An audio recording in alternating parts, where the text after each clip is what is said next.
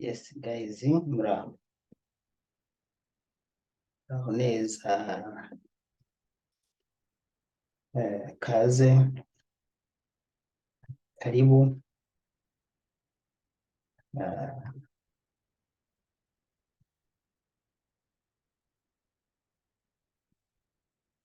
Turaje live kugira ngo tube turaganira ibitandukanye. Ni kuri iyi page ya Facebook.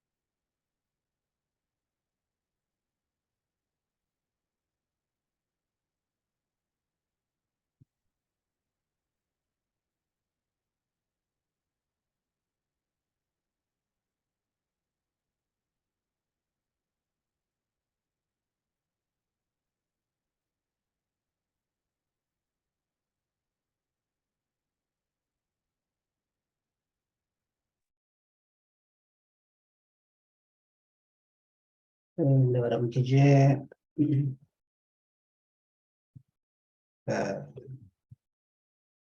Ndabaramukije inshuti zanje, mumeze gute? Turabona ko ndabwira yuko nje live ariko batarabikunda. Okay, byakunze. Byakunze. Amakuru make inshuti zanje, mumeze gute? Meze neza. Nimba mutubona ni sawa, twebwe tumeze neza cane, kandi ariko mutubona abadukurikiye ndabona twageze live. Okay, ndabona turi live. Reka nshimire uwo ari we wese ateramye. Nshaka ko noganira n'abantu ku bijanye n'urukundo canke ingo z'ubu.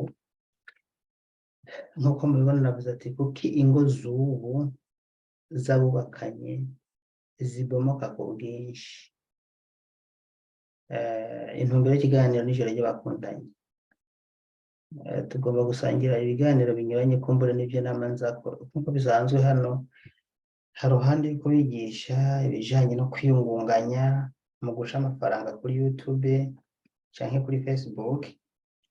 Tuza tuca mu biganiro bitandukanye hirya no hino mu buzima tubamwo. Uyu munsi dushatse kuganira ku bijanye n'ijoro ry'abakundanye, ko turi mw'ijoro. Ndazi usanga hariho umushingantahe ari muhira ari kumwe n'umupfasoni wiwe, kubiri kose batashe bose.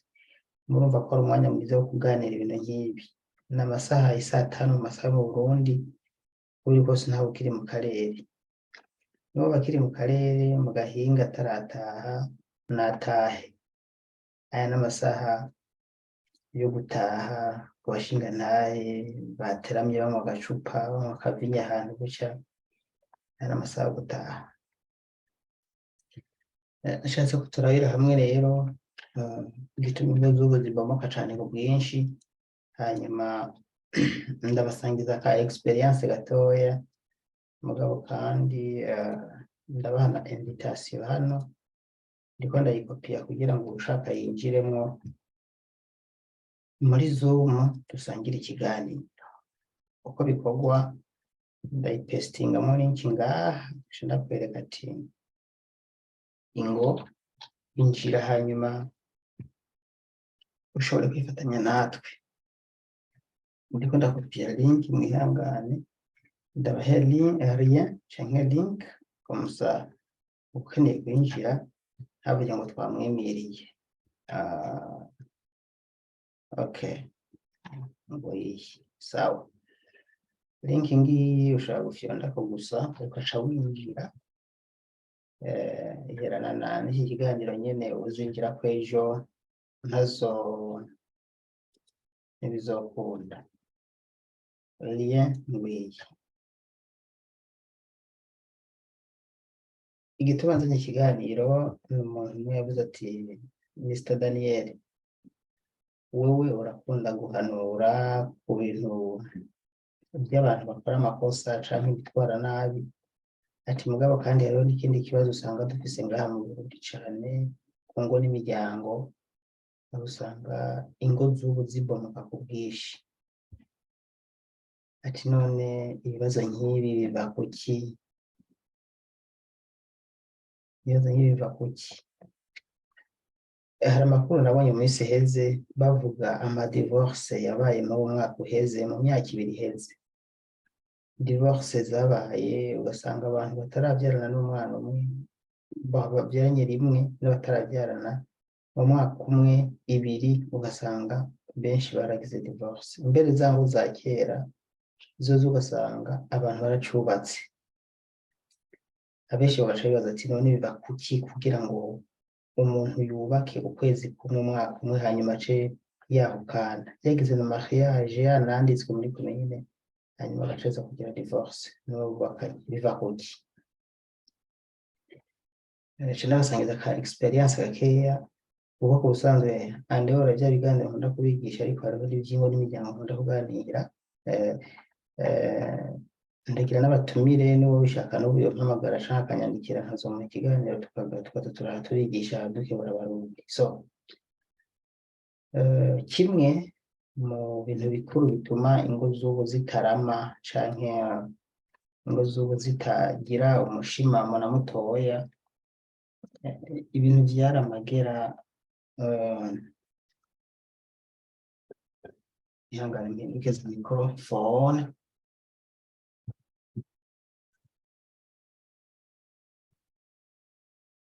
Wa muririmbi ngo ivyaramagera vyarageruye, uko ibintu byari bimeze kera bivuze ko bimeze kera. Abantu bimirije kubakana bamara igihe kinini bakora ibintu byo kurambagizanya, ibintu byo kuganira, bahana ibyumviro, bigana, bakazogera ku bana bimaze gutwara igihe kinini, gutyo rero wacu usanga kubera ko atakwihuta cyane kwabayemo, hageze kubaka baramaze kumenyana. Ariko ubu twebwe bubu dutwarwa n'ibishobisho, umuhungu n'umukobwa bagakundana indwi 2 ukwezi kumwe, bagaca bategura mariage. Hagiye baza no gufata ideni credit kugira ngo bakore mariage. Ntibarigana, nturamenya ingeso z'umuntu, nta n'umwaka mumaranye, kandi umuntu ni munini. Hari n'ikiganiro nageze gucisha ngaha tuvuga ati se n'umuntu kugira ngo umumenye uwo mwiga imyaka ingahe hagati y'umugabo n'umugore, reka ndabyite bakiri inkumi n'umusore, kugira ngo uzumumenye kugira ngo mubana uwo mwiga imyaka ingahe. Ikiganiro twagishije ngaha twasanze umuntu kuko ari munini murashaka kubona n'imyaka 10 utaramumenya. Solution twabonye, ndibuka aho twasangiye ikiganiro ngaha, twasanze ahubwo ushobora kumenya umuntu mubakanye mu gihe ubuzima buhindutse, ubuzima bwanyu mwari mukize mugatunga, urashaka kuhakura isura nziza y'umuntu muri kumwe wariwe, umugabo wawe wariwe, umugore wawe wariwe, mwari mukize mugatunga mugakena, cye mwari mukenye mugatunga. Iyo ubuzima buhindutse completely, niho ucubona wa muntu muri kumwe uwariwe, ko yihanganira ubukene, ko arose amahera acamera amababa, urumva ko mukenye yihangana canke ashaje mu bandi bagabo canke aca gusuzugura. Ivyo rero iyo muciye mu buzima nk'ubwo nta myaka myinshi bitwara, ariko mukiye muri bwa buzima bw'umuyayato bw'ubukire, mushobora kugumana n'uwo muntu n'imyaka 10 igahera utaramubona, n'imyaka 20 igahera utaramumenya. Inyuma y'iyo myaka hagize igihinduka, ugatangara ubonye umugabo arose amafaranga asharongora uwundi mugore, canke agaca arara mu kabare, akadukana igisi gusambanya atarayifise, canke umugore agatangira kugaya arose amafaranga atabara kugaya, agatangira kwiyumvira gukora imigambi yiwe atakugishije inama, canke umugabo ugasanga namwe uko atangiye kubikora. Rero iyo ubuzima buhindutse birashaka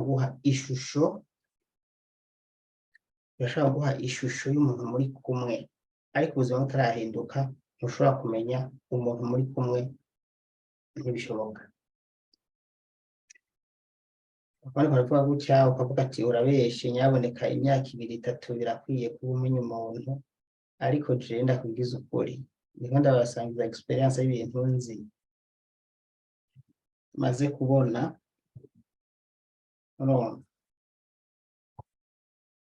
Ndiko ndabasangiza experience y'ibintu nzi maze kubona. Umuntu ni munini, umuntu ni mugari, ntushobora gupfa kumenya umuntu guco nyene. Ariko iyi nzira ndiko ndababwira, iyo ubuzima buhindutse ushobora guca umenya umuntu uwo nyene vyihuse. Mu kintu rero gituma ingo z'ubu zisambuka, yariyo ntumbero nyamukuru turiko turaganirako. Ubu ibintu vy'ubu vyarahindutse, amategeko yonyene usanga abwira umuntu nk'umugore ko angana n'umugabo, mu gihe nk'abagabo b'i Burundi bazi ko baba bafise uburenganzira gusumba abagore babo. Gutyo rero iyo umugore nawe azi ngo nanje ubu mfise uburenganzira nk'ubw'iwawe, ntushobora kumubwira ikintu adashaka ngo acemere, icyo umubwira atagishaka ntacemera. Ivyo navyo usanga abagabo birabagora kwakira, ukazosanga bivuyemo wa muryano na divorce zikaba.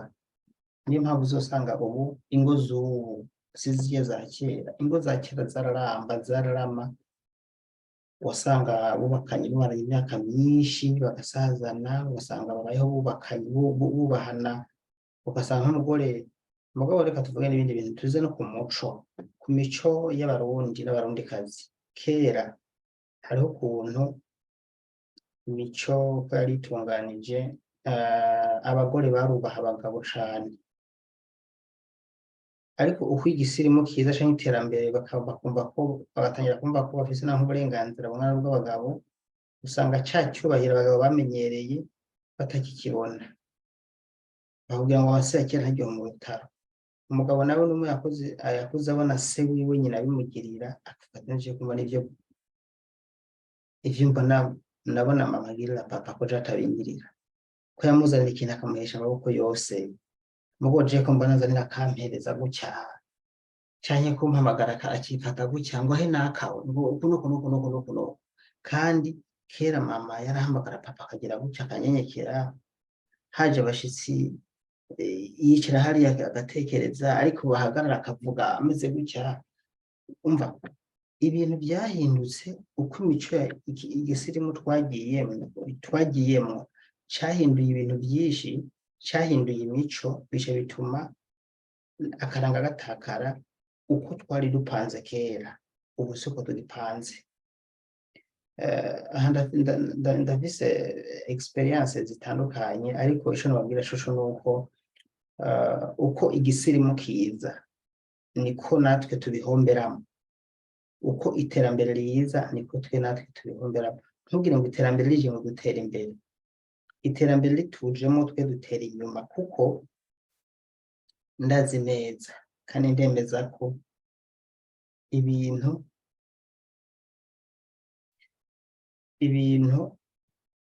uko byari bimeze kera ubu siko bimeze.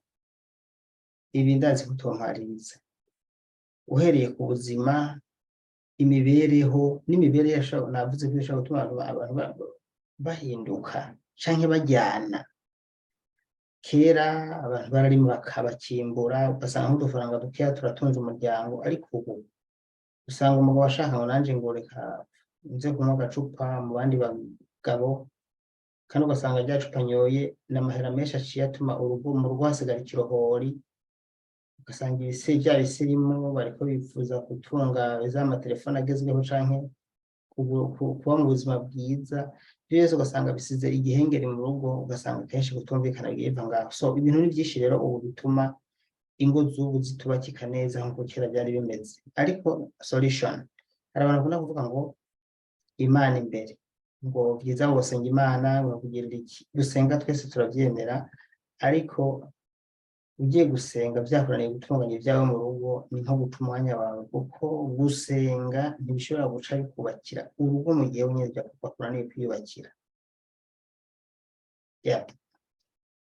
Reka turabe komantere.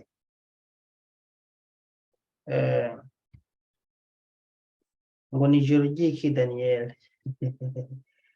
Ubanze utenyenye kwihereza ico kinyobwa duheze ikiganiro.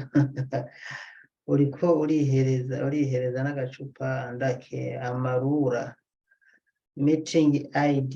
Nabaye meeting ID mbiyo mwayibonye. So umwanya tukiganira rero nyene nkuko mwabivuze, nicombuza ko mbandanye twe ngaha dufise uyu munsi, dufise umunsi mukuru. Hari umunsi mukuru ngaha twe dufise, ni umunsi mukuru bita Yohanos.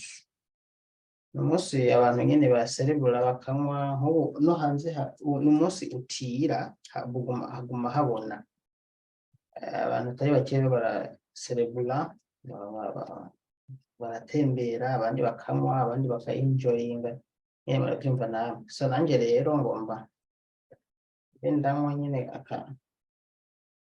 ubusanzwe je nta nzoganywa zimwe zikaze, aka n'akavinyo kaba koroshe nta ngorane gatera. Sinkunda kunywa vya bintu sinkunda kunywa vya bigora.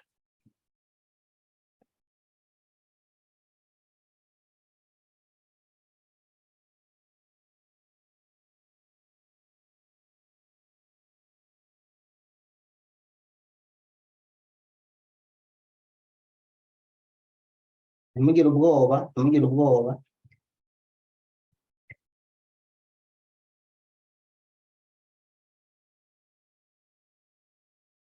Kiraturika, ntimugire ubwoba.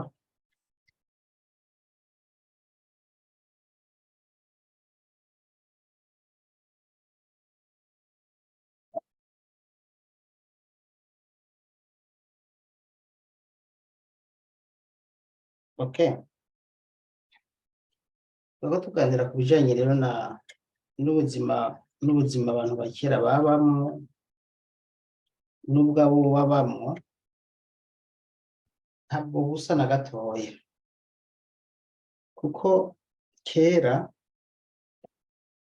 umugore yaranyenyekeya umugabo rwose, ariko kandi n'abagabo barubaha, burya n'abagabo barubaha abagore ugereranije n'ivyubu.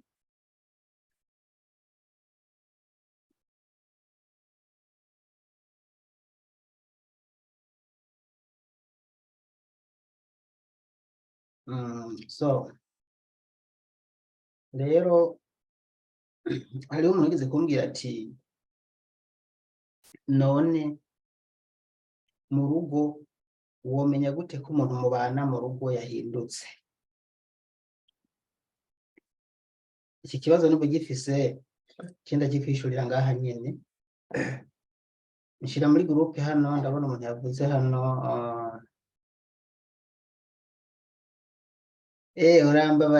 urambabarira ndabyubahutse nyene, akanyota kari kanyishe. Urambabarira bwana Moses Banda, ariko nta kibazo katwiganirira. Ubu indero yaraheze, uwitwa Richard ngo ubu indero yaraheze mu bantu, nta mico ya kera ikihari. N'ukuri nivyo. Reka dukomeze ndababwira ikindi kintu rero. Sorry, hari umuntu yambaje ati se none womenya gute ko umuntu mubana mu rugo yahindutse? Ngoma ndabereke ukuntu umuntu ahinduka. Reka nibande ku mugore. Mu gihe kera mu buzima wari mubayeho umugore abonye utashe ukiri kw'ibarabara yeza ariruka akagusanganira akakira ka kantu uzanye akakuramutsa akakugwa mu nda ashaka gusoma bivanye n'imico yawe. Iyo byahindutse, iyo utashe waba ufise ishashi waba utayifise, ntaba akiza kukugumbira canke kugusanganira. Iki ni ikimenyetso ndamusiga ucanye avuga ati Adamu yahindutse, kandi aba yahindutse kuko hari ikintu kumbure camuhinduye. Ico ni ikindi kiganiro kumbure tuzokuvugako. None bigenze gutyo aba yahindutse, aba yahinduwe n'iki? Urumva ibi tuzobiganirako. Iyo bigenze gutyo umugore aba yahindutse, okay, aba yahinduwe n'iki? Kuki umugore ahinduka? Hari igihe usanga rero biva ku mugabo canke bikava ku mugore wenyene. Kenshi biva kuri twebwe abagabo, nitwe dukunda gutuma abagore kenshi bahinduka. Burya abagore bameze nk'abana, baroroshe guhenda no guhendahenda. Iyo rero twe tubigizemo ngo uruhara, usanga byoroshe ko bagwa mw'iyi mitego. Ibi utabikoze bishobora gukora n'uwundi muntu akakubera mu gishingo akamuhenda canke akamuhendahenda agata umurongo. Ubwo no kuvuga ko twebwe iba n'inshingano yacu kugira ngo duhagarare mu rugo, duhagarare ku murongo wa muntu tumugarure kumbure ntarenge iki. Nariko ndabwira ibimenyetso by'ukuntu umenye umugore yahindutse. Nariko ndabwira ku bijanye n'ukuntu inyifato yifata mu kukwakira ihinduka, agatangira kutakwakira utashe ntukakwakira, ntakuramutse canke we atashe agusanga aho wari uri, ntavuge ntakuvugishe canke akagira gutya gusa. Yahora aza akakugwa mu nda akakuramutsa, amakuru yawe mwiriwe neza, ako kazi vyagenze gute, ivyo bintu bikagenda. Bigeze ngaho fata umunsi umwe canke mu kwezi mugire umunsi umwe mwicare muganire, muvuga nti hariho ibintu bitakigenda neza tubona vyahindutse. Ibi bintu vyahinduwe n'iki? Vyavuye kuki? Ko mbona hariho ibintu bitakigenda neza nkuko vyagenda. Mw'ico gihe kuko ingo nyinshi zisamburwa no kutavuga no kutavugana. Hariho urugo mwambwiye tije kuva mbana n'umugore wanje ntitwigera twicarana ngo tuganire, ngo tugire inama, ngo tuvugane ibigenda neza n'ibitagenda neza. Kandi ico ni ikintu c'ingenzi. Nimba utakigira, ni Imana ikikubakiye urugo, nayo wundi bwo umunsi umwe nawe uzosanga rwabomotse. Mw'ico gihe rero igihe ugenda kuvuga kuri ivyo bintu, hanyuma agaca akubwira ati vyavuye kuri iki n'iki, wowe warahindutse canke ntukinkorere n'ibi, ugaca usanga akari akagorane gatoya mukagatorera inyishu. Ariko mutavuganye, kutavugana nivyo bintu vyonyene bisambura ingo nyinshi. Kugira ikibuye ku mutima, umugore akamera uko, nawe umugabo ukamera uko, mwese mukigera sinda bibazo, habe ibibazo ntimushake kuganira ngo mubitorere inyishu. Mw'ico gihe urugo rwanyu birangira rusambutse. Ndatanze akarorero kamwe kukwakira utashe uri umugabo. Ikindi cya kabiri, uzugombe abagore burya n'abantu bakunda abagabo. Hari igihe niyo woba wicaye urumva ugiye nko guhenuka canke muriko muratambuka mugenda mw'ibarabara ugatsitara, aca nyaruka akaza kugusama canke akaza ati mpore akaguhoza. Urumva mugabo iyo byahindutse utsitaye aca araba hirya, unitsamuye ngo atse ntavuga ngo kira, acagira ngo akaraba hirya. Ibintu babwira no kuri sinababesha. Rero urumva ko biroroshe kubona ati umuntu yahindutse. Urumva mu gihe agora gukuyakuya agahuzu kababonye hariko akantu kakuje ko ngaha agaca gatora agaca agata akakubwira ngo reka agahuzu kacafuye. Iyo byahindutse niyo yobona igikoko cyo kiragutondera ntakigukurako, kandi azi ko gishobora kukurya kubera ko byarahindutse, arakureka kikagutondera. Ibi nababwira n'ukuri ntikigombe kimutondere yehova kimurye. urumva ntaba kikwitaho, kumbure nawe ntukimwitaho. Ntahagaze ku mugore cyane mugabo nzokora ikindi kiganiro ejo mpagarare ku mugabo nawe ndabereka umugabo nawe ukuntu ahinduka. Ubu gusa nahagaze cyane ku mugore kubera ko ndabivuze byose ndabicanga, kumbure ntumutahura neza aho mba nafokasinze. Reka nsome jewe ndafise umugore w'ingare naramufatanye imiti kenshi ca ndamutana n'inzu, mubona nk'ubu nokora iki? Aha ikintu ngomba kubwiza ukuri, ikintu ngomba kubwiza ukuri,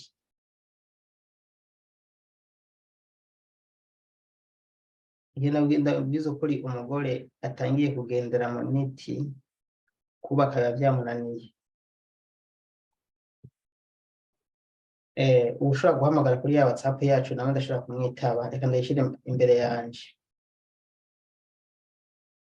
Umugore atangiye kugendera mu miti kubaka biba byamunaniye, kuko kubaka n'imiti ntibijana. Uyu munsi ashobora kuba afise umuti uriwo, ejo akakuzanira umuti ukwica w'uburozi, bamuhenze n'abatavyazi.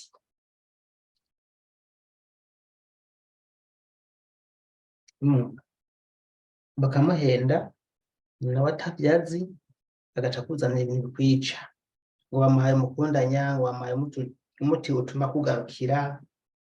umugarukira, kumbe bamuhaye ibihuriko. Umugore rero byiza umufatanya imiti, uramuganiriza ukamubaza, none iyo miti wayikuye he, wagomba kugera kuki? Wabibonye neza ukamufatana en flagrant, ukabimufatana neza gutya.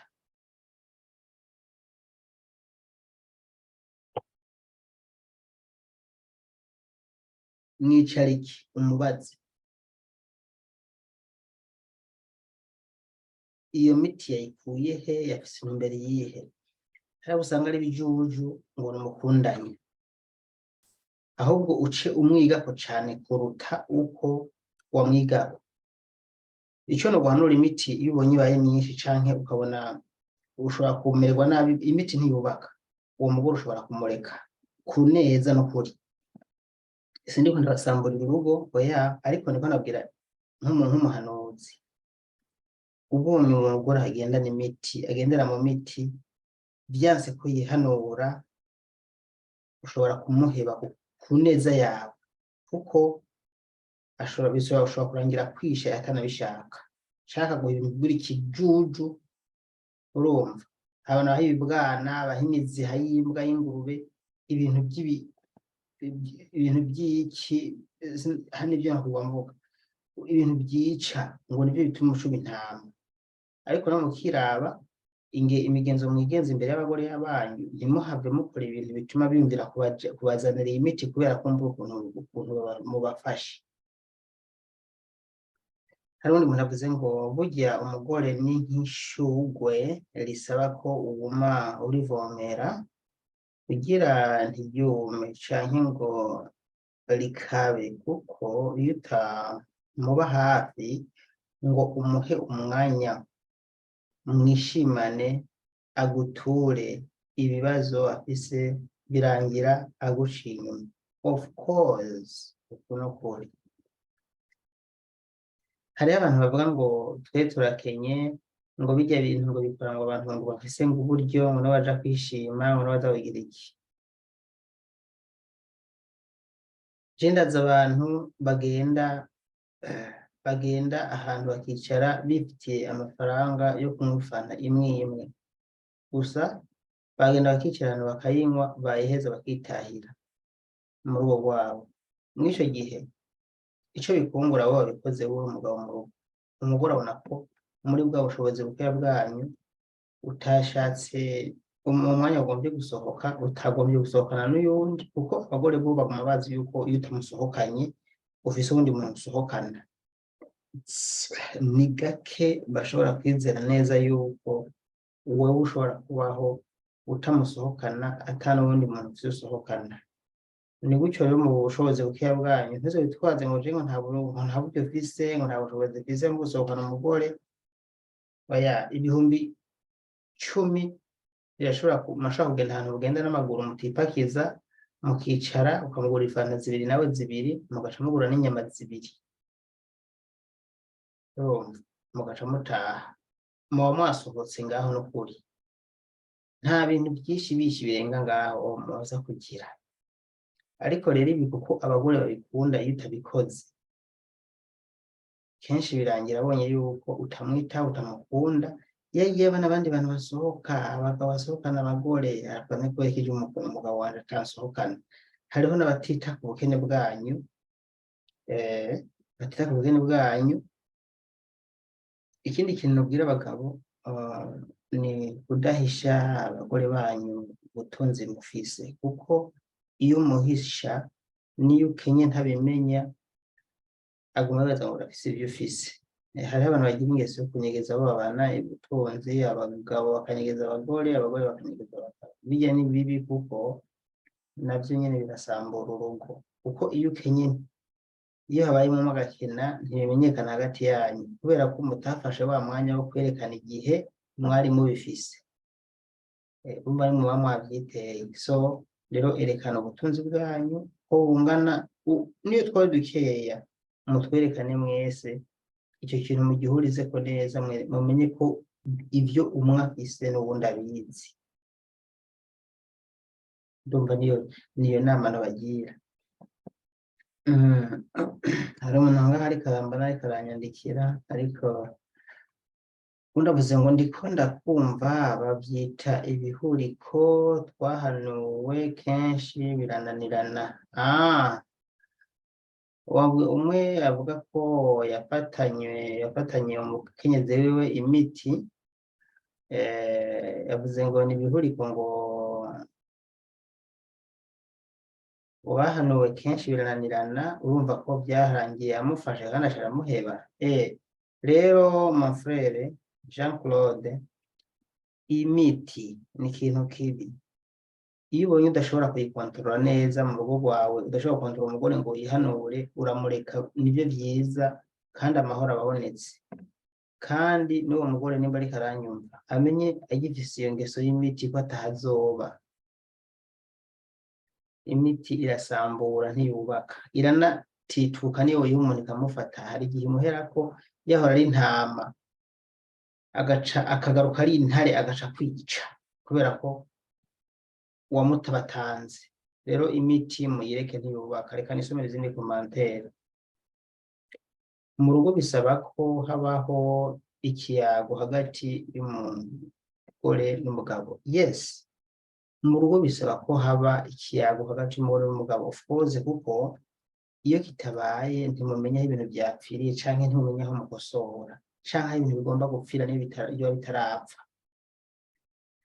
Mutama, wowe uhejeje kuvuga ko umudamu wawe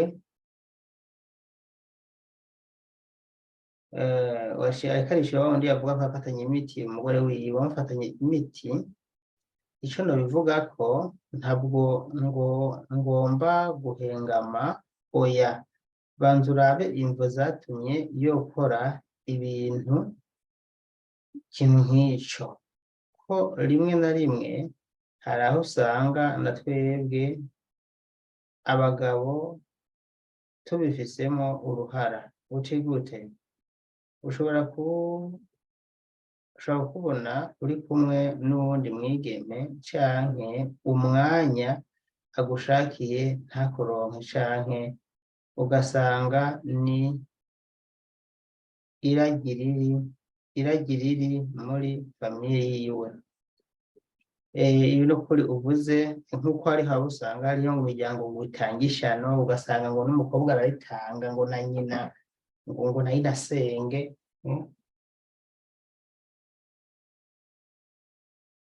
Ibi bintu by'ishano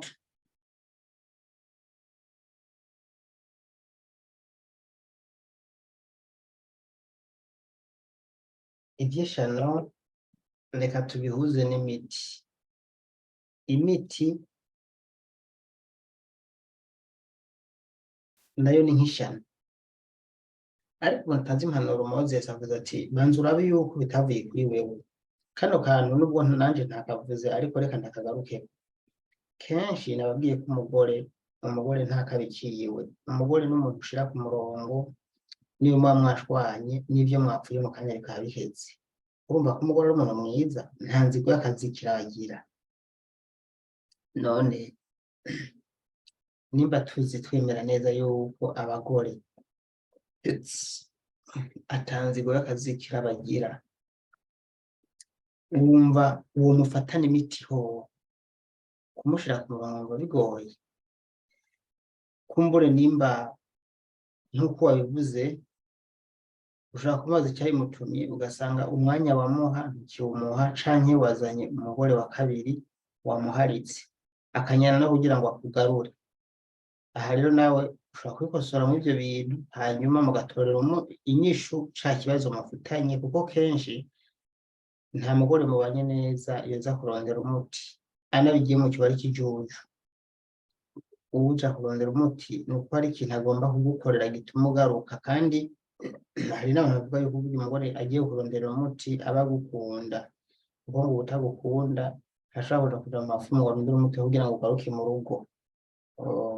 Ariko je simpenya ko agukunda, kuko umuntu agukunda yocisha mu zindi nzira, mugabo imiti irica.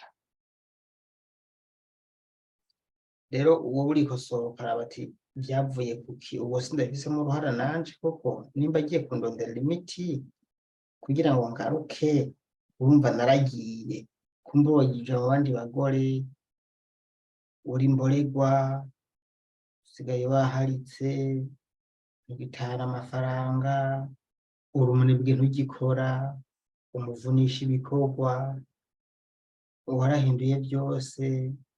Ibyo byose akimbura. Hariho abagore usanga bagowe, akimbura umugabo akajana mu isoko, akimbura umugabo akaja kunywa inzoga, umugore akijana kurima, umugabo akaja kunywa inzoga. Umuhimbiri, uwo n'umuhimbiri si umugabo. Umugore avyuka atora isuka, umugabo nawe akavyuka agorora ipataro agenda ku kabari. Uwo ni imbwa. Mugombe mu ntuke, nta mugabo adakora. Umugabo ni ufata isuka canke ni ugenda ku kazi. Umugabo nimba uzi ko umugore wawe aja gukora kandi mwumvise aho mukora, uba uja gukora ukaja ku kabare ukaza kwishira kwirigara, uri umuhimbiri, kuko n'urugo rwawe ruzotera imbere, niyo ruzosambuka ni uzoba wisamburiye. Kuko hariho abadashobora kwihanganira ibintu nk'ivyo. Bisaba ko urugo ni rwa mwese, urugo ni rwa babiri, nimurukorere mwese, apana ko umwe arukorera, umwe akaja ku kazi uwundi ntaje ku kazi. Kandi abagabo nk'abo usanga ari bo batera ingorane, ngo abagore ntibabagaburira, ntibabafata neza, ntibabagirira ibi, kandi badakora. Rero udakora ntukwiye no kurya, udakora ntakarye. Urinze ubona naho kumbura rero utwurya, je numva woshimira Imana, ntiwoca ugira amanyama kumbure kumwiba gutuneka. Ibi nivyo kenshi bikunda gusambura ingo.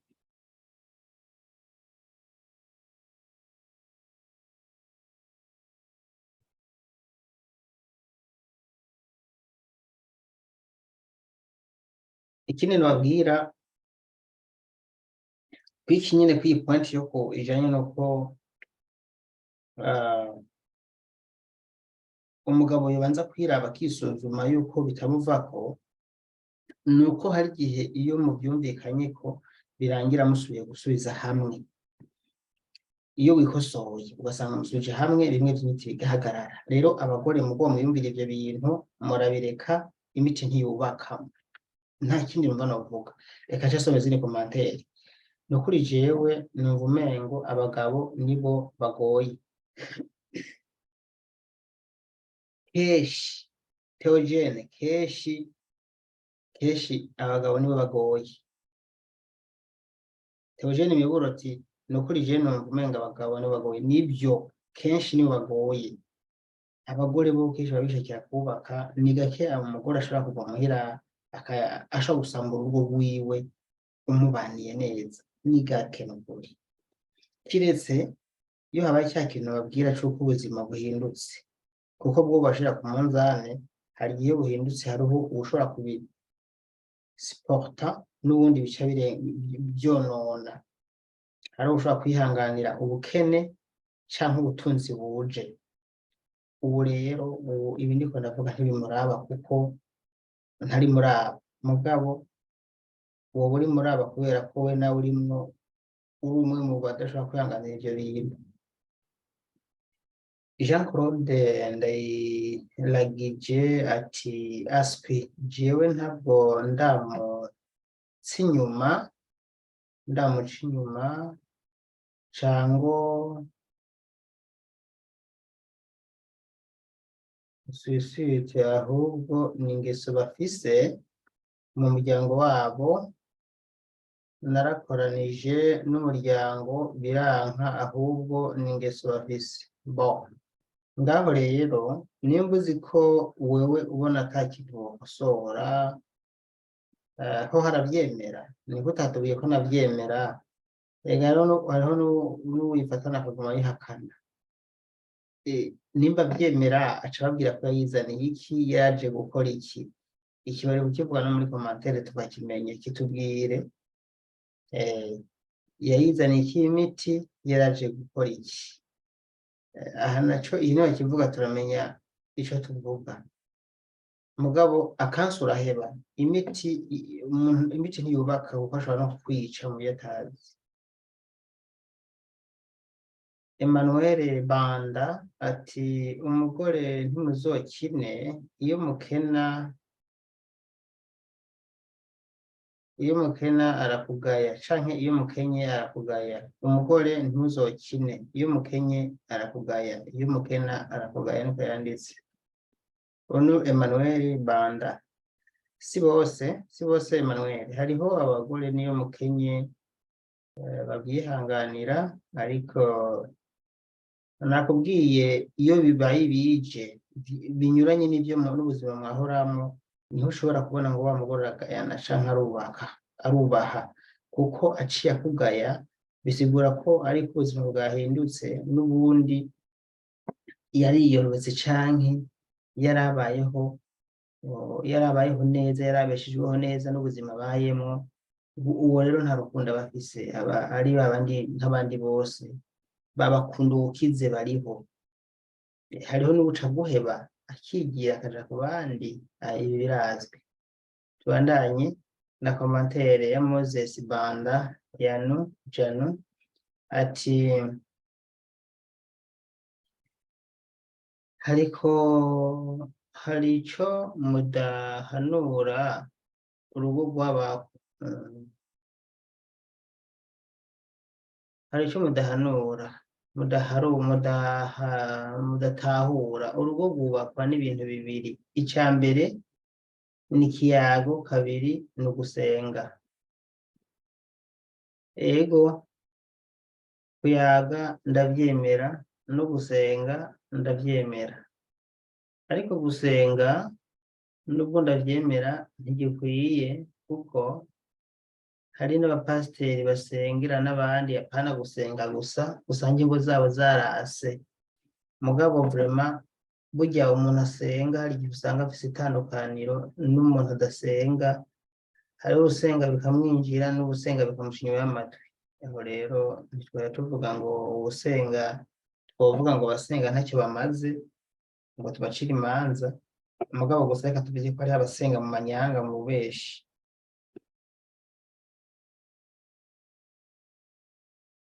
Iyo uhuye n'ubusenga mukuri,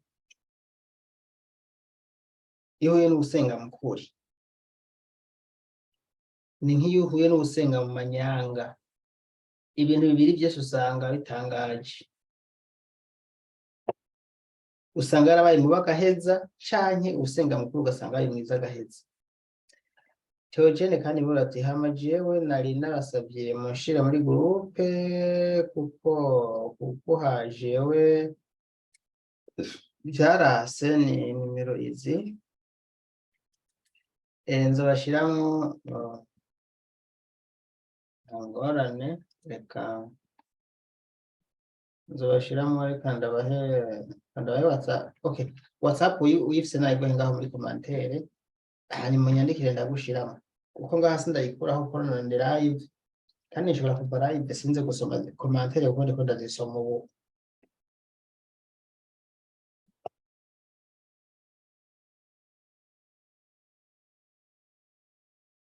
Ivyo vyose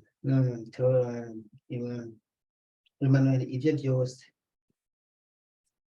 nzize kuvuga, ushaka kuja muri groupe raba hejuru handitse kuri about, ucubona inimero zo mwirondoro wanje, hanyuma uzishiramo za WhatsApp n'akamenyetso ko guteranya 358 46 58 31 314. Mary ati ingo nyinshi zibomoka kuko hari ico ingo usanga ingo nta rukundo ruhari, bakurikirana amaronko, akarorero ugasanga barakurangiye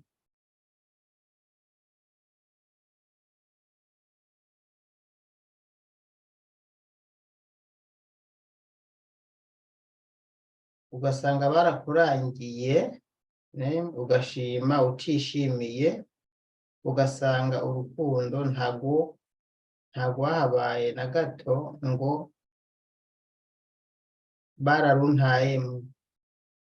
Ariko ibi bintu uvuze nibyo, ibyo kuranga hariya usanga bizana ingorane, mugabo nawe uba ufise ubwenge. Erega niyo bakurangiye si ukuvuga ngo upfa gutora, kiretse bagufashe kumbure ku nguvu, nubwo bakurangiye nawe ufise gushishoza. None bakurangiye umuntu afise ibirenge biraba gutya, ushaka uraba gutya, none utora ufise ibirenge biraba gutya? Oya, bakurangiye uwirabura ushaka uw'inzobe, ucuza kuzana uwirabura. Bakurangiye uw'inzobe wishakira uwirabura, ushoza gutora uwo bakurangiye, wewe ubifizemo uruhara. Rero uwarinze wemera ukavyemanga batagufashe ku nguvu, nta mpamvu yo kumuhinduka uwo mugore. Ni mubane umva akaramata, kuko waramukunze. Ibindi byose n'amanyanga, kabisa.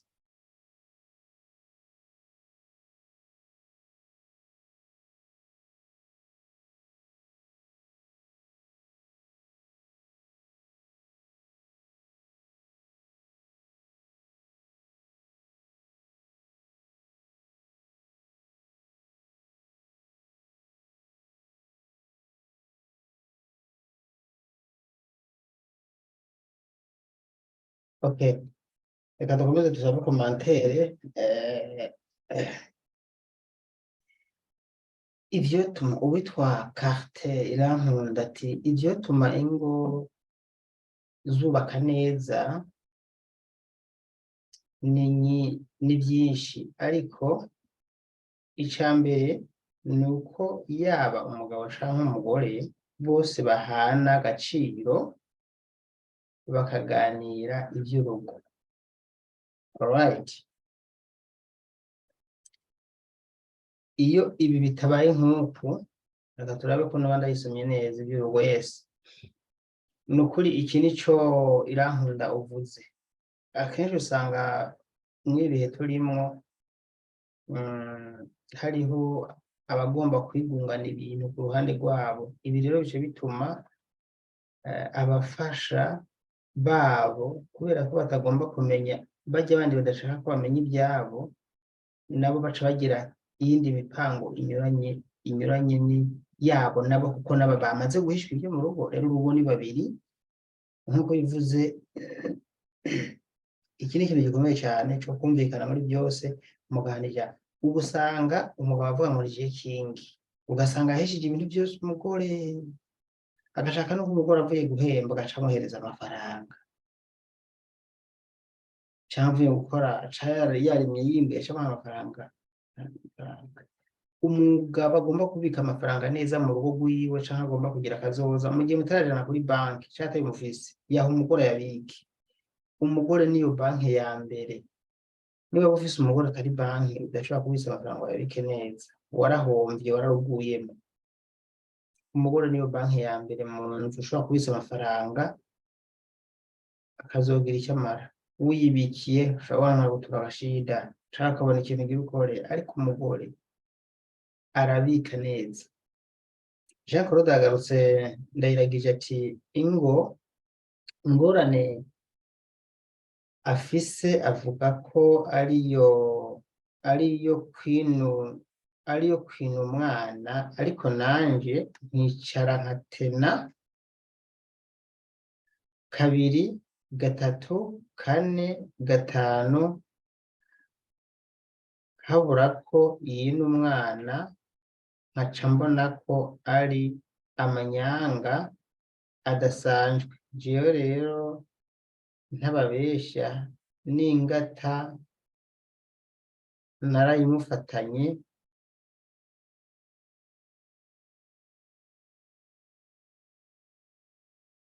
isegamutwe,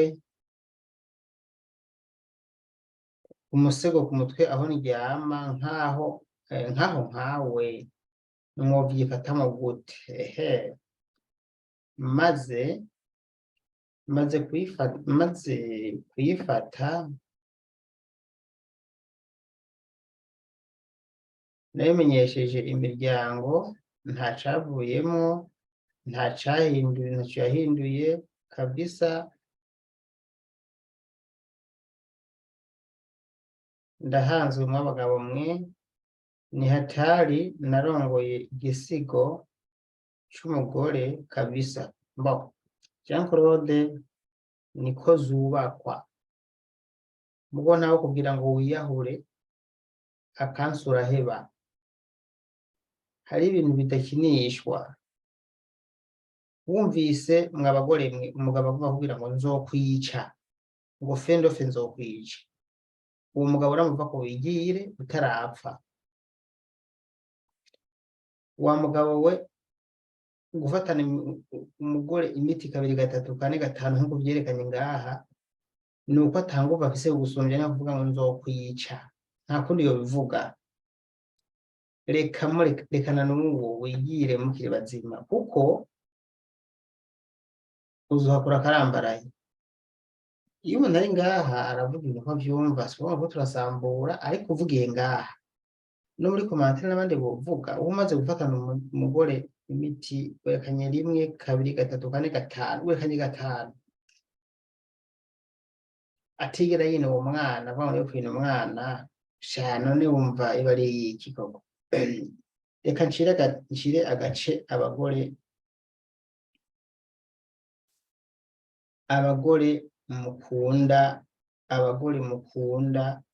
mukunda imiti ntiyubaka. Ugomba hamagare WhatsApp, reka ndayibashireko ngaha, atubwire, adushingire ntahe cyangwa atubwire akantu tuje no mu kiganiro nshireko amajwi yiwe, hamagare kuri WhatsApp, kuko hano two turubaka imitima y'abantu bamwe. Nukuri turasasenganya witi 46 okay. Ngizo narize ku WhatsApp zanje, ugomba yoca atwandikira ngaha kuri WhatsApp, agahamagara tukaba turasangira ikiganiro. Reka ndabizi ukuri mw'abantu, imiti ntiyubaka kandi imiti iratituka. N'umuntu wafise uwo mugambi w'imiti amenye ko izotituka. Jewe hariho abantu nakuze mbona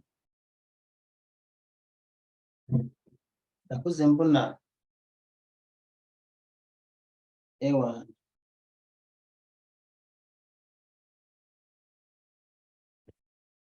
imiti bayigize umugenzi vyahatari. Bamwe vyarangira basambuye, abandi vyarangiye ya miti bari baragize umugenzi yamaze kuba amazi.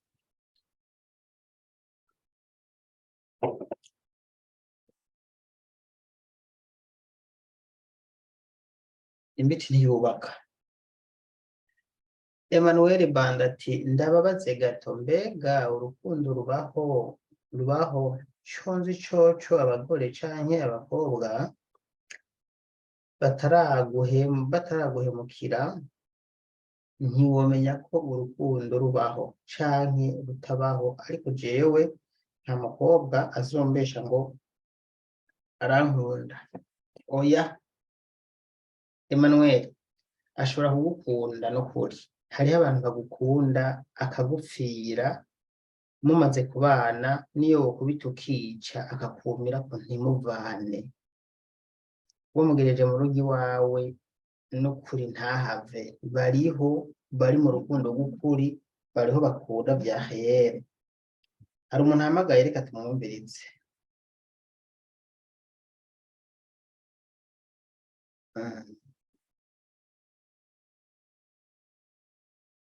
Kumwitaba birase, dore ibintu biriko biranyandikira muri telefone yanje.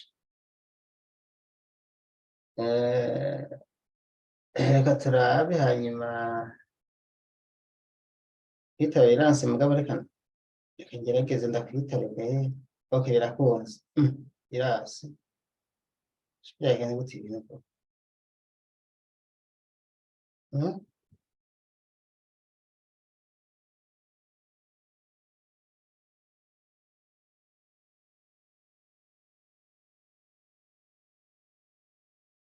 amakuru yawe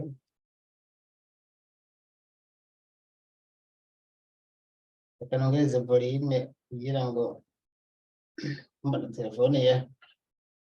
telefone iciye izima mama wanje nyine bikigo. Ndiko reka ngerageze kongereza volume kubera ko volume ntigira. Ntushaka ko nshira kuri parallel abantu bakumve none ntugomba guterera.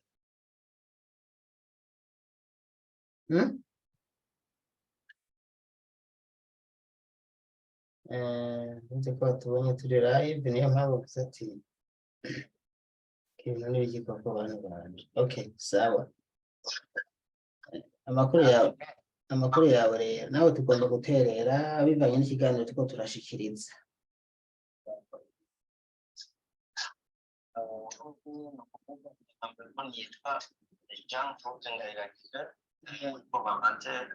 Egome.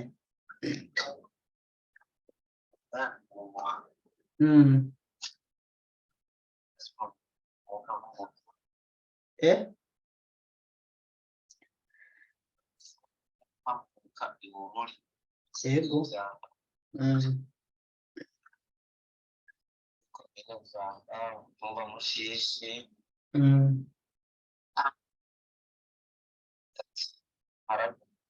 Ego.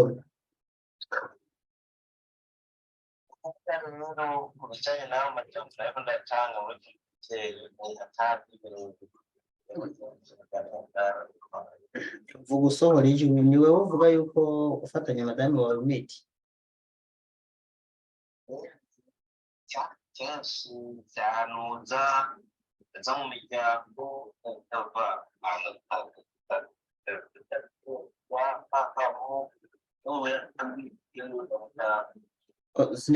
ntirwo turakumva neza, gerageza uze urasohora ijwi kugira ngo abadukurikira kumve ngo waragerageje urahanuza mu muryango hanyuma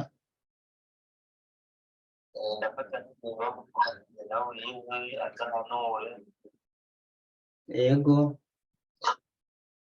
namaze gushika cyangwa abantu abanyene twitaka ngo ngo gushashira gaho ngaho n'ukuntu ndabona yaramaze gutanga joro yego ndakitara ndamufunga nk'abana hano ubwo wawe byananira kuko ntayira kwicoro no umugore mu rugo n'umugabo.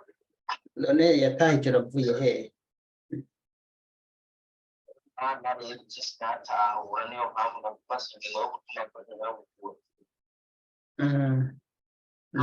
None ntiyabwira nyina ati mvuye ku kazi canke bwanyiriye ko nabuze déplacement, ivyo ntiyabivuga?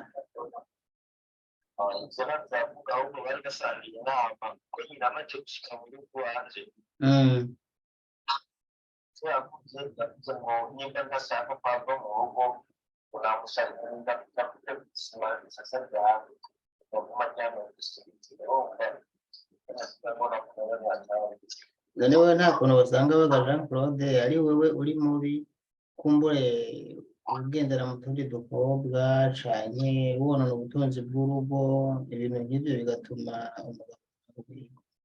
umugore wawe aca ahindura ingeso akagerageza kugira ngo arondere ibyo guhindura.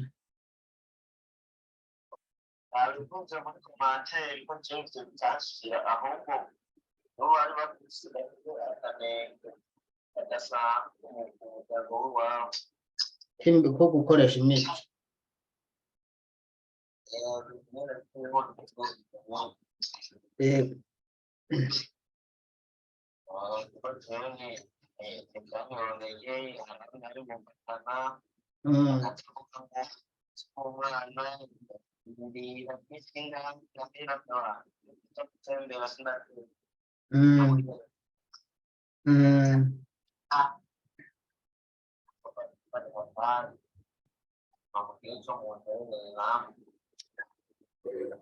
reka tubane dusome komantere hano ari kuvuze ngo ndashimiye kuri iki kiyago ndi Karitesi Kanyosha hama kandi gituma ingo z'ubu zisambuka cane nta kwihanganirana kukihari kandi kubaka bamwe bavyinjiramo bazi ko ari umunyenga ariko siko biri harimwo kubabara no kunezerwa rero iyo ugeze ku mwanya utaruzi usanga byakugoye. Iradukunda ufite intererano nziza cyane no kuri ahubwo uzoza umunsi umwe tugire mu kiganiro hariho nimero zanje ngaho ushaka kunyandika kuri WhatsApp izi intererano ufise ukaza umunsi umwe ugahamagara nk'uko canke nkagushira muri Zoom ukaboneka nk'uko ndiko ndaboneka turahanura tuganira abantu kuko ngaha ibintu nkora hariho kwigisha abantu guca amafaranga kuri YouTube ku marezo sociaux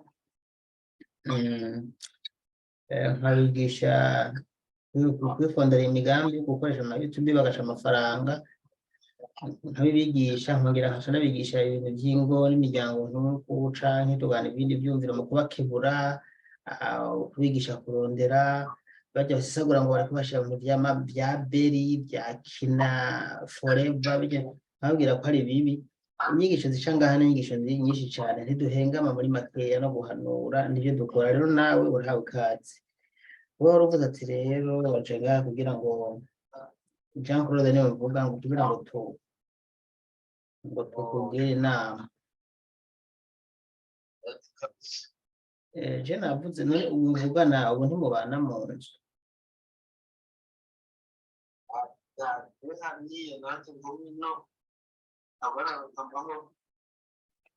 uvuze kuri mu Rumonge wewe ubu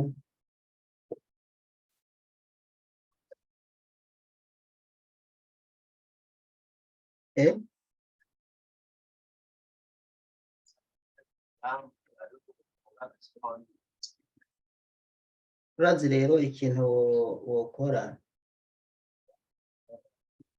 waramaze guca hirya no hino ukabona yuko udashobora bikanka ukabona kutabyihanganira byiza uramureka kandi ukamureka mudashwanye ukamubwiriza kuri udashobora kubyihanganira hanyuma ukamubwira ati wigira amahoro jewe ibintu by'imiti sindabishoboye kuko wewe nimba afise icyo yagiriza azabona ko ari we yigiriye nabi ariko kandi nk'uko twabivuze icya mbere uhera ko no kubanza ukaraba ikibimutuma ko watahokosora ukabanza ugakosora aho hantu nimba bishoboka koko ibi byotuma wowe ukosoye bica bituma nawe yisubira ko muri byo aragira ariko nimba umwanya wararenze burya ngo aho ko mwicana mu ngo mushobora kuvana kandi kuvana si bibi ahubwo ikibi ni kugumana ku gahato ndumva n'ubu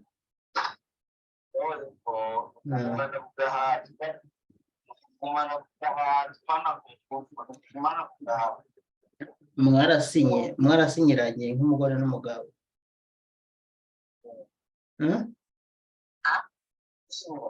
nk'umugore n'umugabo ntimwasezerana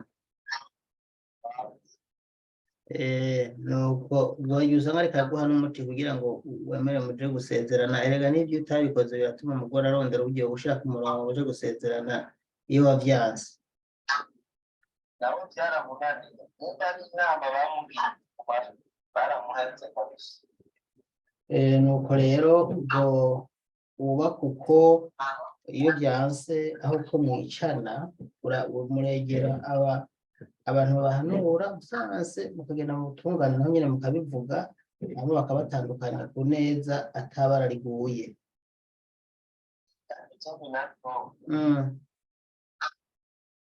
tugerageza kuba mu muryango ariko cyane cyane ko umutware nyine yahatwara akagera mu muryango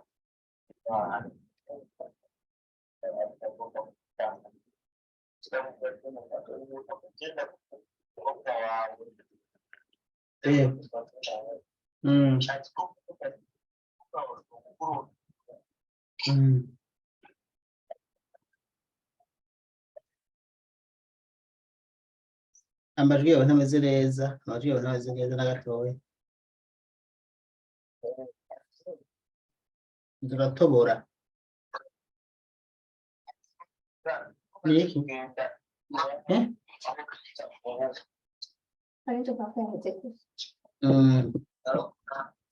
ndakumva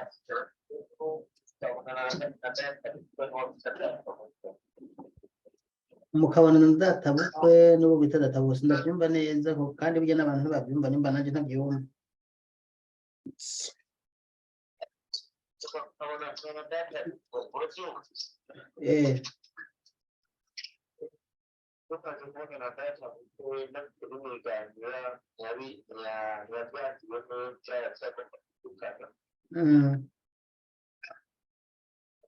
tukana ndamubwira umugabo ugenda n'uko yawe twebwe neza ariko akora cyane naniranye naho ubu bibera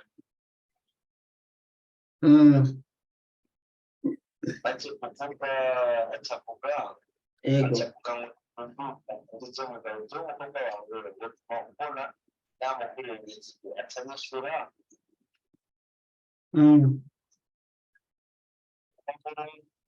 bamwe bahora iryama nahasinkwe ngo tugisoma cyatahora iryama ko musabana aho guhanura yaciye agomba kuza kumusora nuko nyene ubwo nawe ntiyabaye umuhanuzi mwiza niyo mpamvu hasigaye hawe we ukaza guhanuza kuko niyo mu butungane baba bagiye guhanuza hajya babanza kubahanura iyo babonye bishoboka bakabunga bidashoboka bakabatandukanya nuko urakoze kandi reka ndagushimire nongere mpa akanya wundi muntu tuganire murakoze okay ndabona muri commentaire ni kubera terme diasporance ni kubera terme diasporance yaje ntibihura nawe WhatsApp yanje ni ndayibona nanje byonezera impanuro niyo mpanuro vise okay reka ndaguhamagare egome kubaka no kugereka ibuye ku rindi ata budongo usizeko ni ukumenya ko mu mahigwe mu magorwa byose wihangana ntawe amahigwe aho ndabisha ku bagabo n'abagore umuntu n'umuntu arahinduka ikidahinduka ni Imana gusa ni terme kwihanganirana iki ni ikintu cyumvikana ariko no kwihanganirana bigira aho bigera hari igihe wihangana ukarenza canke ukagira igihe nyene kwihangana bihera uhanuye impanuro nziza cyane ariko ni kumva ko nabihangana bamenya ni kumenya ko hagera igihe kwihangana bikagira limite, bikagira aho bitarenga. Claude Habyarimana ati nitwa Habyarimana Claude, komeza guhemukirwa, mukomeza. Claude ko maze sorry ko maze guhemukirwa kabiri, nkaba nihaye intego yo kubivamo, mwongira inama ko nkiri muto. Claude, guhemukirwa kabiri ntubivemo, ahubwo itonde ubanze urabe vyavuye kuki, uwahemukiwe bivuye kuki. Nk'ubu uhamagara ukatubwira uko vyagenze, twokubwira impamvu. Je ngomba ngerageze gutunga urutoke, ushobora gusanga ari muri mwe twavuga byo gukunda n'ibishobisho, kwihuta, canke ugahemukirwa mu buryo nawe ubwawe wabigizemo uruhara, ugasanga kumbure Claude ndabona ushobora kuba uri umuhungu, yego, ugasanga abahungu baza gukundana n'abakobwa bakagenda bitapa babereka ibyo bafise atavyo bafise. Gutyo rero yakumenye, iyo amaze kukumenya araguhemukira. Byiza nimba ugomba itonde, usenge n'Imana igufashe kugutorera, mw'ico gihe uzokunda ntazoguhemukira mu gihe abajije n'Imana. Ariko nimba ugenda mfise imodoka ndi bose, kugenda wiyemera, abantu bagenda biyemera, ariko mbabarire siniko ndabikwemeza, mugabo urazi ko bibaho. Abantu bakunda guhemurirwa cane n'abantu babagiye mu nkundo bigira ico batari, hama urya muntu yamara kumenya agaca guhemukira. Iyo umuntu ariwe yagukunze akunda uko uri, ntakunda, ni gake bikunda ko bivamwo ko muhebana roterote akaguheba, bikunda kuba gake cane.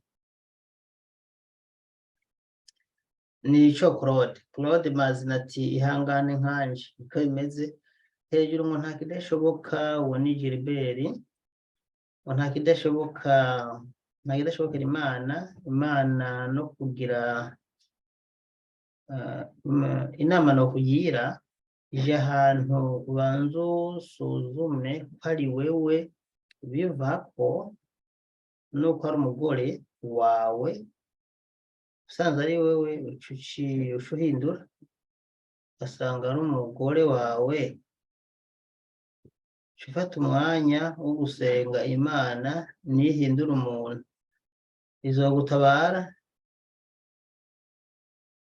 Hanyuma ivy'Imana si kwirukanga, bigenda gahoro gahoro, bigenda gahoro. Nuko murakoze, reka ngerageze guhamagara umwe yaduha nimero hano, nasubira yizane yarenze hepfo kandi sinza kwicukumbura.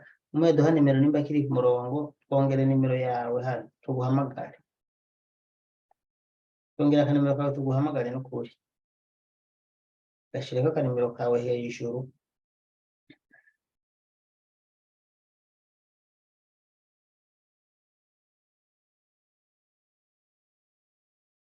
Nziko ari wasize ka Salut mon frère.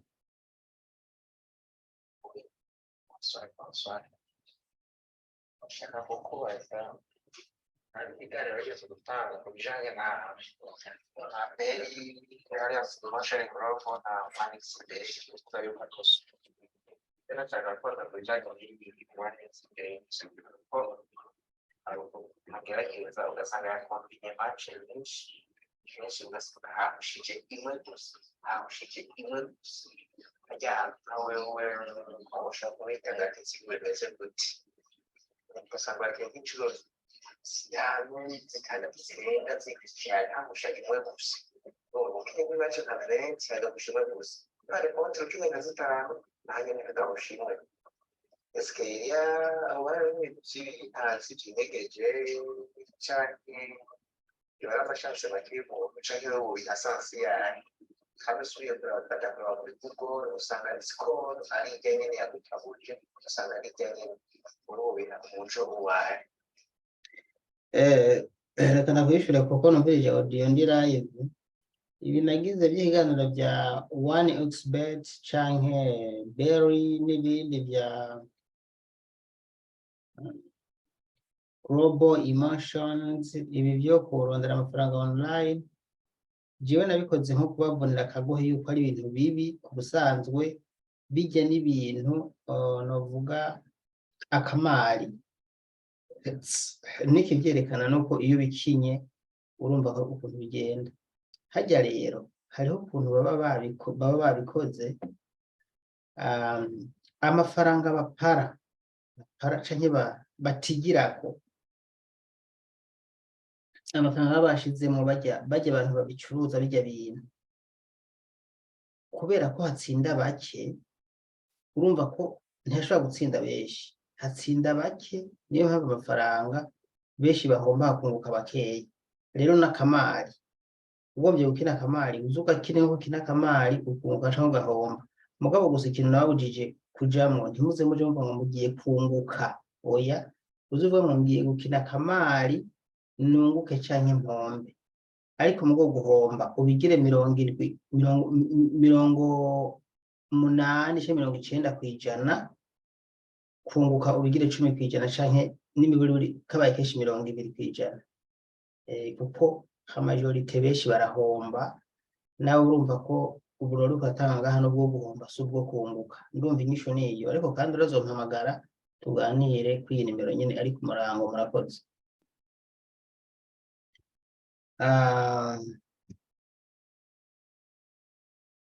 Nari nasabye ko mwotwongera ya nimero kugira ngo tubahamagare, nayibonye.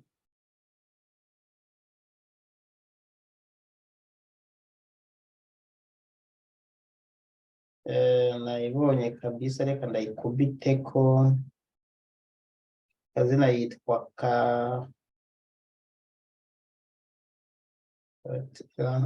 Karita Irankunda.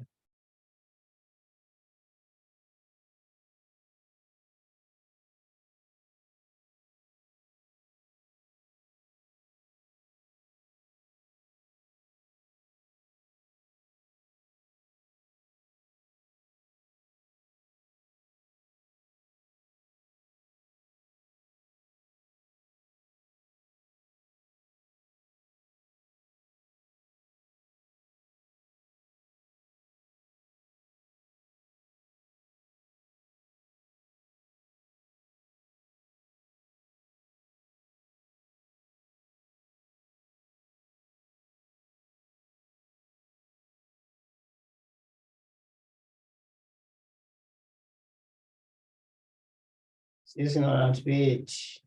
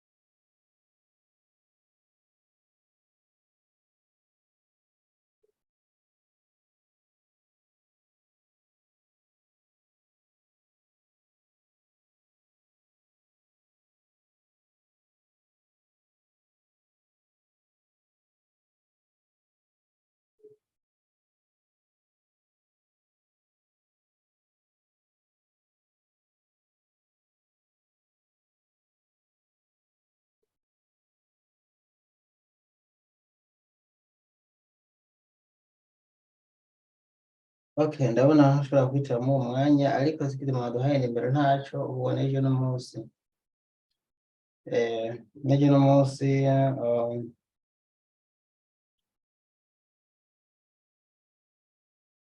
muze muduhamagare ejo kumbure duhane gahunda. Muri make rero intumbero niyo, turiko duhanahana ivyumviro ku bijanye n'ukuntu ingo zokubakwa neza ku neza ya twese.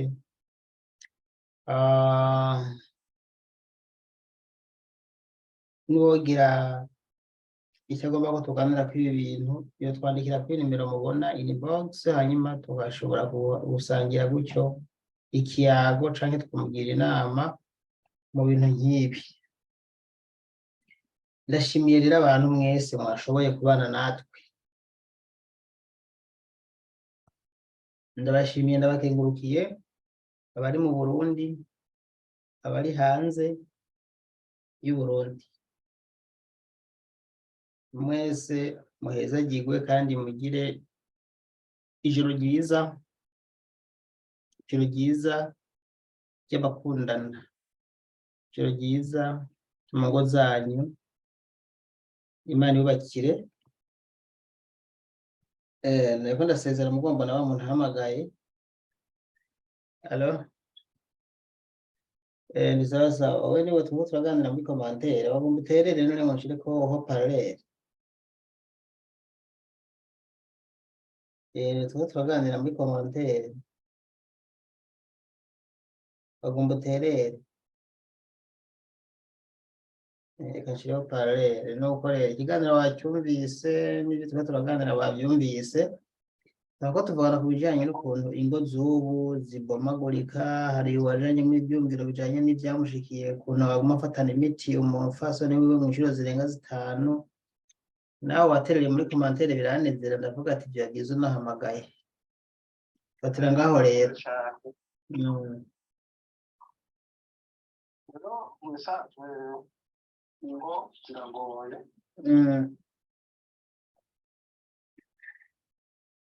twagenda sunda. Yego. Rero ku kijanye n'ico kiri mu nzira nyinshi,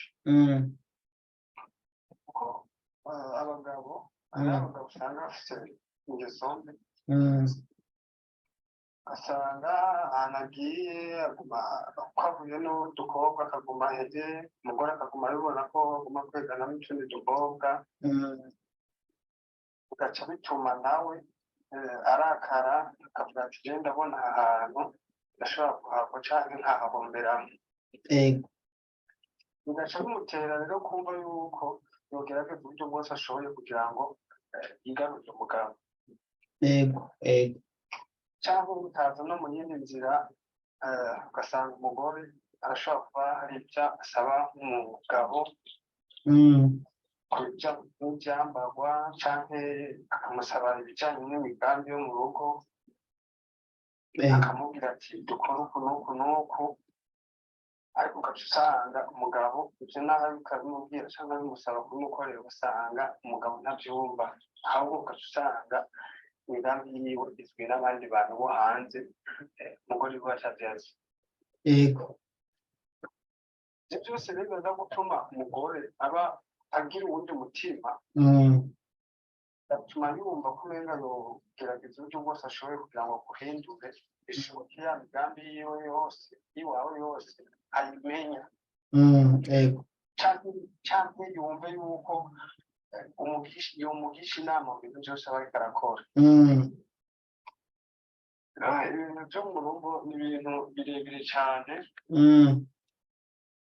bisaba gushiramwo nuvuga ubwenge na kiya kintu bagiye baragukana co gusenga, kuko ugiye kuraba ingo z'umuntu wese ziruma bantu no kwakimira cyane kubw'iki kiganiro. Nari nje kuba ndakikurikirana, ariko kuri telefone isanzwe ndarondera uburyo nobatora ndababona, ariko shimira Imana ko bibaye ngombwa ko n'umunsi tuvugana. Ariko rero ibintu vyo mu rugo n'ukuri by'iki gihe biragoye. Yego. Biragoye, ariko none ni kubera iki usanga ubu n'imico twari dufise kera yaratitutse, guhera ku bakenyezi n'abakenyezi ubwabo uko bitwara mu ngo atariko bitwara, mbere n'abagabo uko bitwara kera atariko bitwara. Biva kuki ngo dutiture imico gushika naho bitujana mw'iki kibanza tugezemo ubu mu Burundi? Ingo nyinshi ziragira divorce, kandi mu gihe gitoya. Mbere ingo zishasha, abantu ngo batubakanye batamaze nk'imyaka 5 bubakanye, nibo bagize divorce mu mwaka wa 2022 na 2021 benshi cyane. Ibiharuro nari postinze ngaha sindavyibuka neza, mugabo biteye ubwoba, aho ubu kugira divorce hari abantu banabikinisha, ubona yuko babikora nko gufyina, kuko uravye ko bagira divorce, hari abagira divorce mu nyuma kongera gusabana gusubirana bamaze kugira divorce. Kubera iki ubu hari ama divorce menshi? ubu icambere nuko ukunda urabona tutave ku kintu c'icambere abakobwa bamaze kwishira mu kibanza co kumenga bari mu bwisi abagabo bazohomba. Ego. Ivyo bigaca bituma igihe cose abonye umuhungu amutumbereye ati jewe hari navyo kwiga ndahingishanya canke ngo ndondeze hariya na hariya, avuga ati uko biba rwose ndamujako ntaco ni mugabo vyitwa ko mfise umugabo.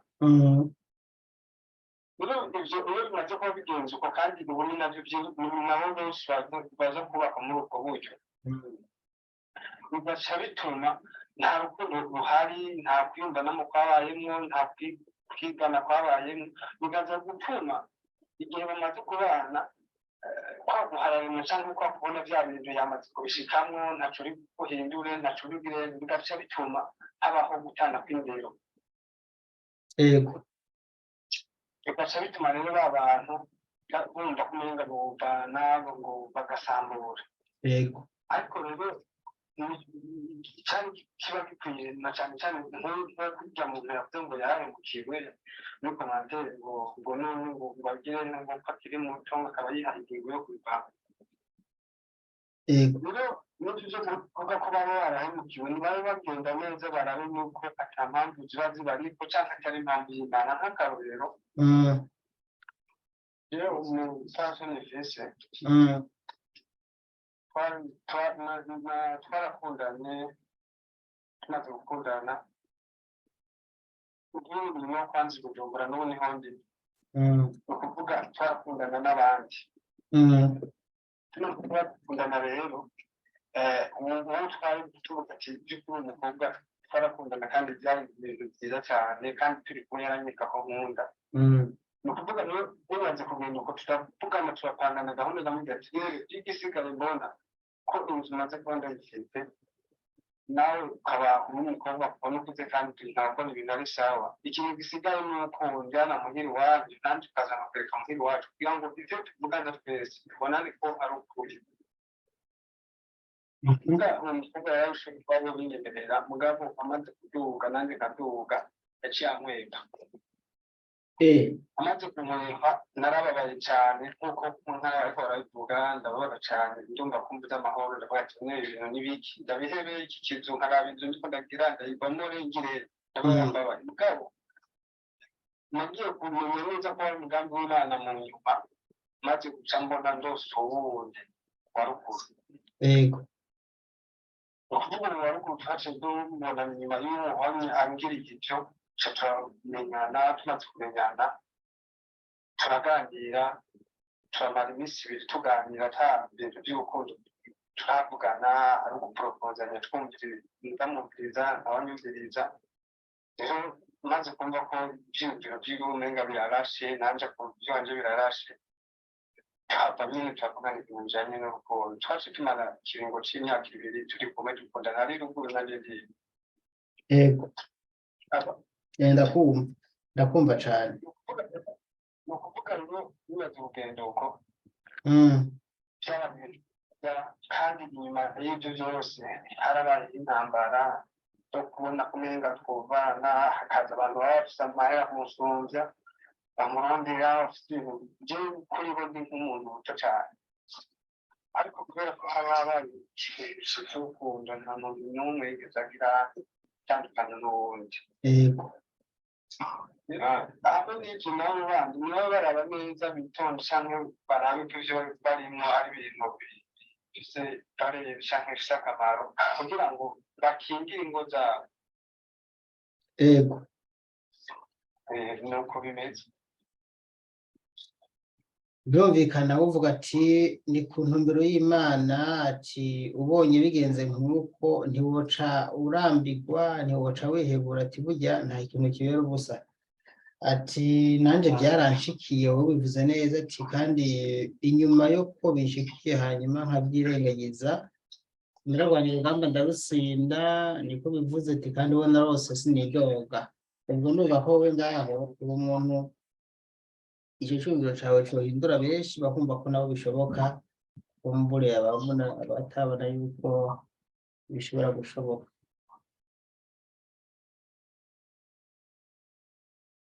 Ndumva yuko icyumviro cawe ivyagushikiye bishobora guhindura abandi bantu. cyane rwose. Ubushinze intahe muri makeya wahanuye wongera ushinga intahe y'ivyagushikiye. Aha rero abadukurikiye bashobora guca bagira nabo ico bagukuyeko. cyane rwose. Ego irankunda reka tugushimire rero niba ataco wongera ko mu gutekerera abadukurikiye ariko bino biganiro ndabigwiza gusa ndabibuse ko je nkora ibiganiro bitandukanye ariko ibiganiro tugarukana byose ngaha biba ari ibiganiro bijanye no guhanura gusa bitandukanye ngira sije nzana everyday mugabo kuwari sije kuwari guhanura niko iyi shene yacu yubatse. Yego. Muri cumi rusozerera ukuri itanze ibitunga mu gutegura imbagara uko buri ntambwe zubaka ibyo munsi batangura kubana oya ariko urugo rwubakwa muri mu gutangura kuganira n'abo z'abana ubwo rufatiro rw'urugo igihe mutanguye nabi musozera nabi. of course ico kirumvikana. Murakoze cyane. Reka tugushimire rero bwana uhezagirwe nawe kandi ugira ijoro ryiza kubona ufashe akanya kawe ukaduhamagara kandi ukaba ukurikiwe n'abantu atari bakeya hano usibye bari live ikiganiro kiragumako mu bantu bose bankurikira ejo kizobonwa n'abantu barenga 200,000 urumva ko ijambo ryawe ribashikiye abantu benshi kandi urumva ko ari impanuro abarundi dukeneye. Urakoze rero n'undi munsi muraho utaze nta kibazo kuduhamagara tukaba dusangira ibiganiro nk'ibi. namwe mugira ijoro ryiza cyane cyane aho mushobora guca kugira ngo nanjye nzoze ndabona ibiganiro mushire. Ahantu birujya ni ahanyene kuko nk'ubu bari muri hariho na groupe ihari nk'abari mu groupe abari muri groupe bariko biganira iby'iwabo Jesse nkunda kuba muri groupe kubera ko sindoshobora gukorera muri ma platforms yose nk'icyo nshirayo ni link gusa mbere ndayishize two turavugana nawe urumva ko muri groupe niyo no gushirayo nta ngorane mugabo nta bintu by'ikirenga uzobonayo ariko mugomba gushirayo ntaco. Murakoze cyane. Murakoze mu ijoro ryiza. Yego